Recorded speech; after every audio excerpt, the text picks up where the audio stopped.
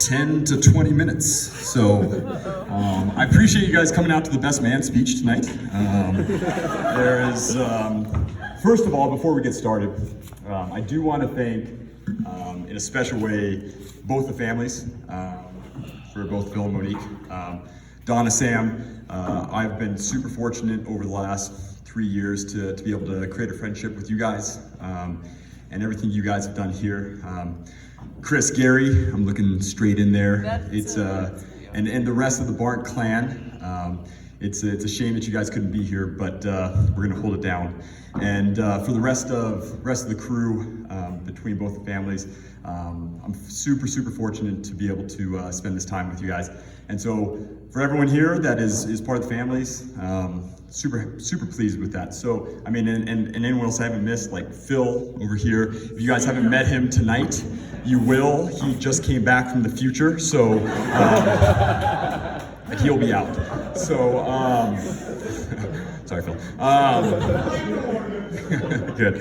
But anyway, today for me, it's definitely, there's a great line from a Montana Tech football coach. I didn't even write this down, it just came to me right now.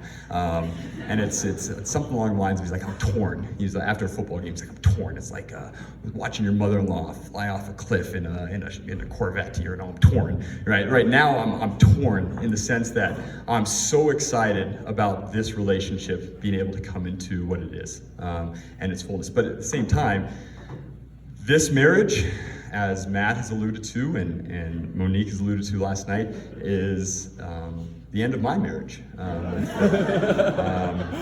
So Monique's gain is my loss in this moment.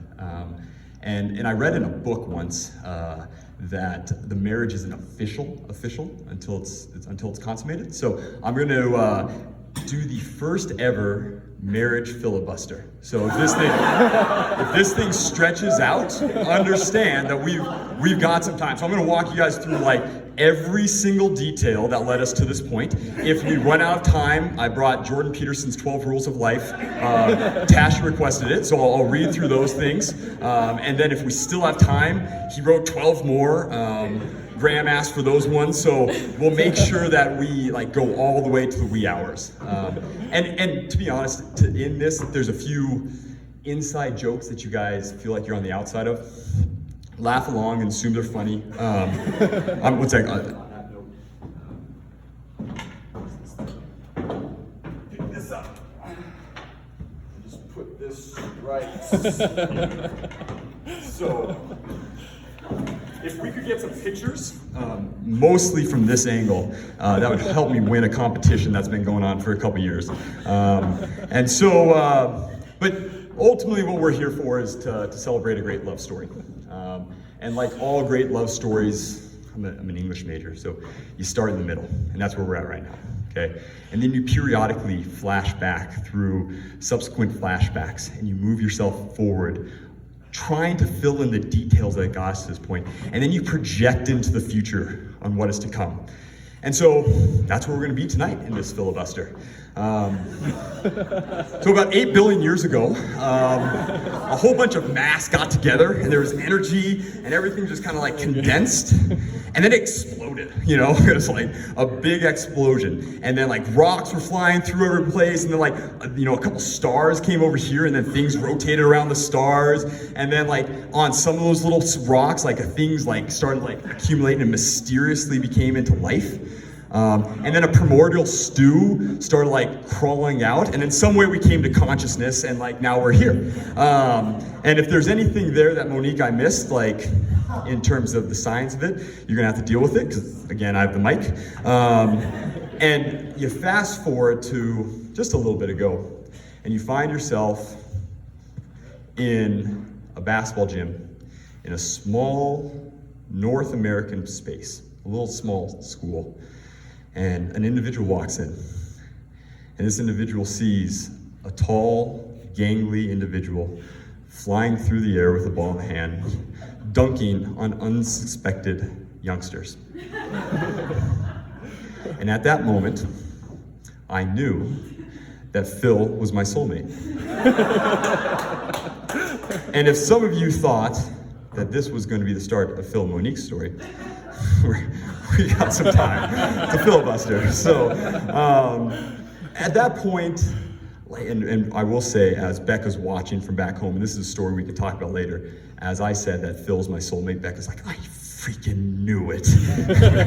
Because there is a fun story that thought that when I moved up here, it was because Phil and I were soulmates. And that explanation had to happen to the family. But we find ourselves in a different circumstance today. But realistically, after that moment 16 years ago happened, we had what every serious relationship had. We traveled together. We found ourselves in predicaments of Nazi bunkers when we drank away our hotel money. We found ourselves in financial fights, trying to balance out spreadsheets, as Matt had referenced. Over thousands upon thousands of dollars passed between the two of us. That comes down to like $12.36 on even.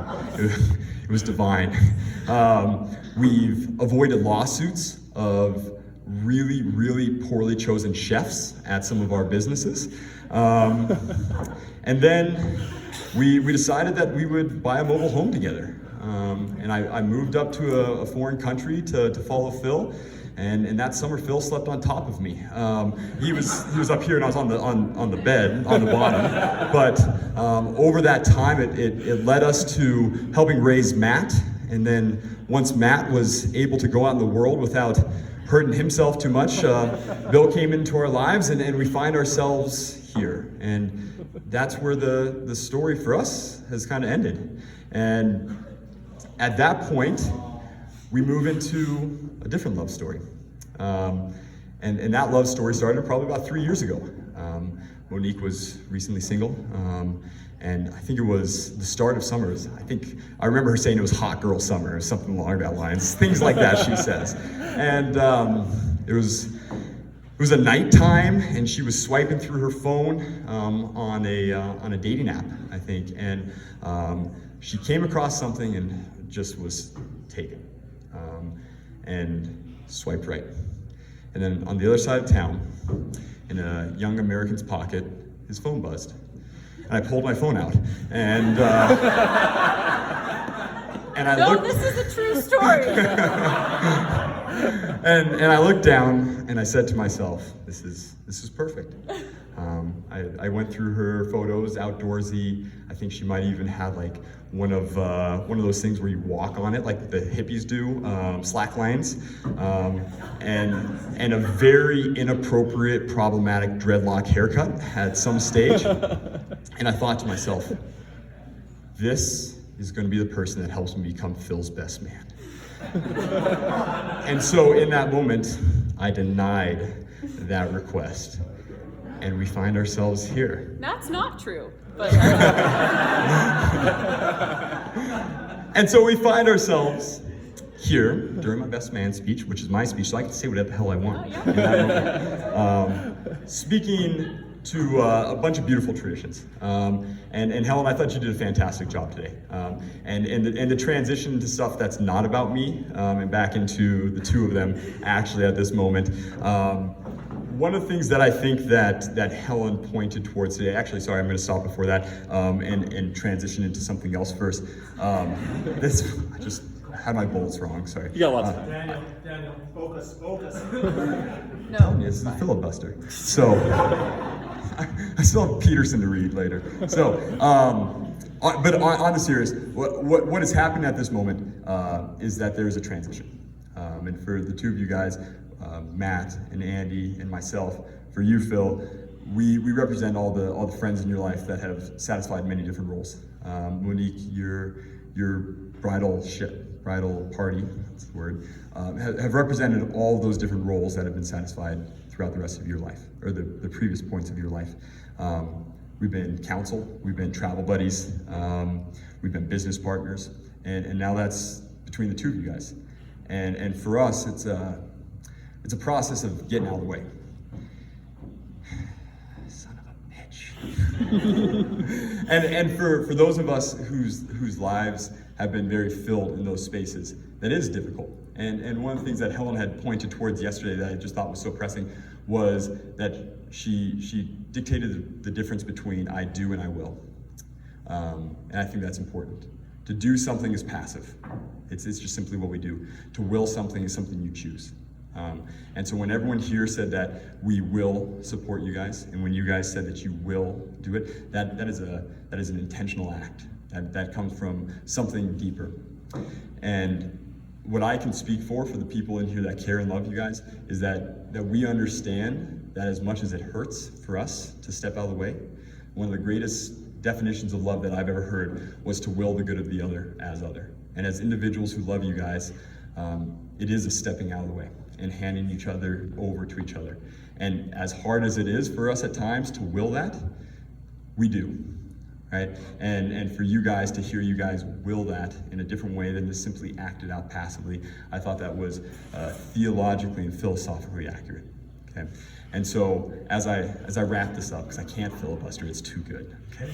As I wrap this up, I wanna raise a glass to the newly married couple, to say that we love you guys, that we are here to support you guys as family, as friends, as community. And so to Mr. and Mrs. Philip Narnold.